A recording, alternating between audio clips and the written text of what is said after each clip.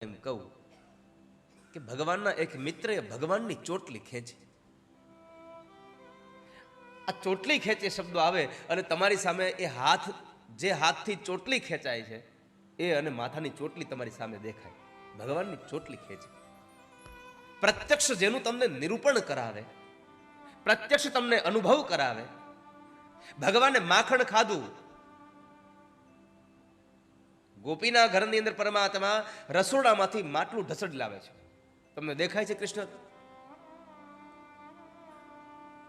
હવે તમે વિચાર કરો, એ નાનો એવો 5-7 વર્ષનો કૃષ્ણ એ માટલું ઢસડીને લઈને આવતો હશે અને પછી એ ઓરડામાં બેસી અને 2 પગની વચ્ચે એ માટલું રાખે, ડાબા હાથથી માટલું પકડે અને જમણા હાથથી એ માખણ ખાતો હોય તો આ દ્રશ્ય તમારી સામે, આ શબ્દો રૂપી એ તમારી સામે અંકિત થઈ જાય.